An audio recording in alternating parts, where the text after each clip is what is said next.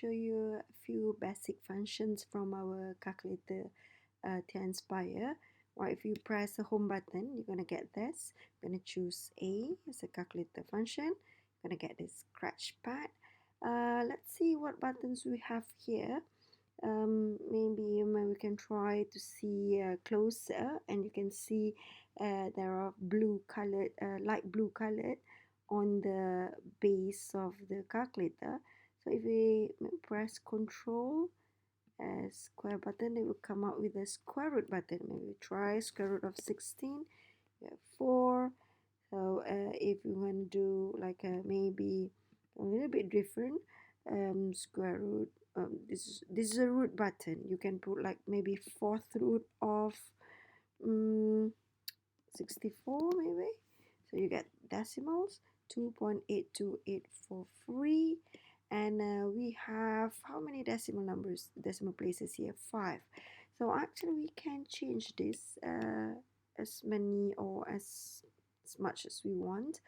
Let's see where we should do that. We press dock, and then we go under setting, number 7, setting, and we go to number 2, document settings, and they're gonna put here float 6. So there are 6 decimals here.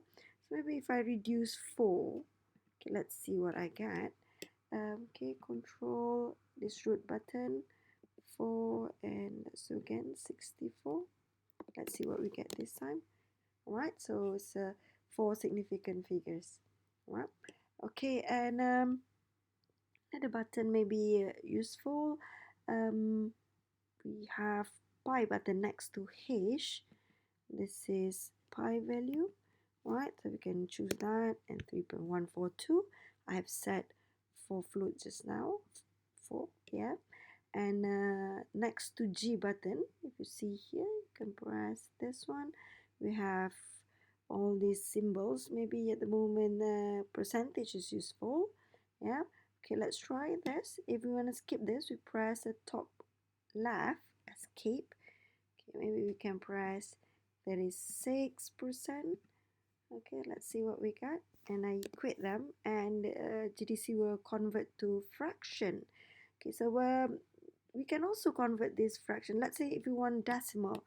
So decimal button is approximate sign here at the button enter, but it's blue colored. So we press Control this one, and it will convert to 0.36. Means from percentage, we can change to fraction. We can also change to decimal. How if we want to put a fraction here? So the fraction button, Control divide. If you see the blue colored here, it's a fraction space. Okay, or let's say we put 4/5, for example. 4/5, and press enter. 4/5 now, and I'm going to convert this to decimal. Press Control enter, come out with 0.8. We can also use the other function here.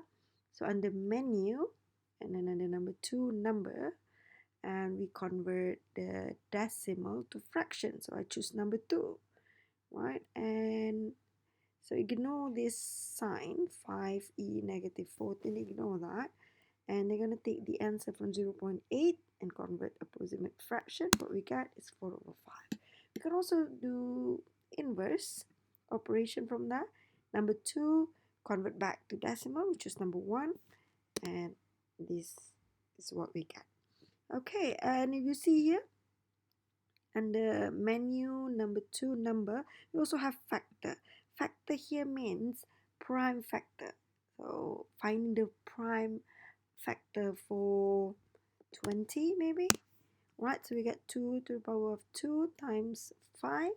4 times 5, 20. And what else we have here? Least common multiple, or we call this lowest common multiple. So what we get, maybe lowest common multiple of 4, 5. Alright, so what is the lowest common multiple between 4 and 5? So we get 20. Multiple of 4 and multiple of 5, and the lowest number that common between these two multiples is 20. And the other one I saw, oops, okay, so we escape this. Go again, sorry. Okay, so we can delete this. Right, so I'm going to try the other function, a number and greatest common divisor, or we use HCF, highest common factor of maybe 12 and 15. What is the highest common factor between these two? So it's 3. Okay, so this is how some of the function that might be useful to begin with. And maybe we have a negative button here, negative 3 for example. And what else? You could explore that maybe a little bit later on. Yeah.